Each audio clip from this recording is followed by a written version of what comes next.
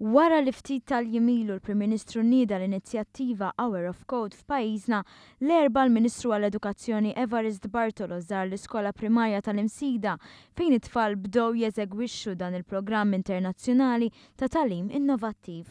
Fil-fatt, it-tfal Maltin ingħaqdu ma' miljuni oħra minn madwar id-dinja il-kol parteċipi f'inizjattiva mmirata biex tkattar il-ħiliet teknoloġiċi waqt li tqarreb l-tfal lejn id-dinja tal-informatika. Iżda l-mistoqsija fuq fom kulħadd hija x'inhu dan l-Hour of Code. F'kummenti ma' One News, James Catania, uffiċjal edukattiv u koordinatur tal-inizjattiva f'Malta, jispjega aħjar x'tinvolvi l-istess inizjattiva. Mhux qed nitkellmu, ma rridux naħsbu f'sens ta' programming, ta' computer programming fejn inti naraw fil-films intfajt fuq computer bdejt tikkodja text biss u battela lek error u qed tipprova tirranġa.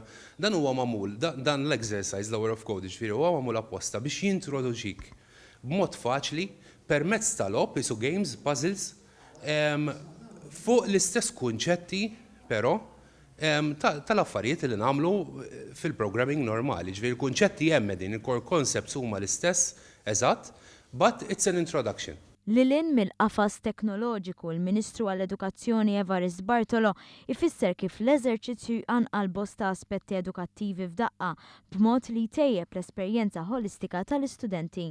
Dan huwa proċess ta' kif it-tfal jaħsbu, ta' kif it-tfal jippjanaw, ta' kif it-tfal jaraw kif għandek tagħmel l-affarijiet.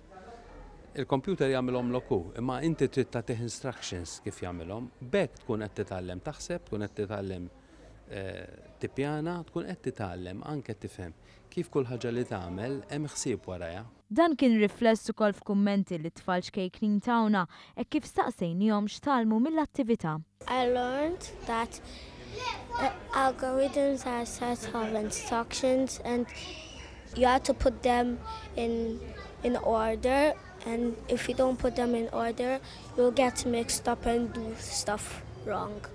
We told him go forward one step and get the decorations to the Christmas tree.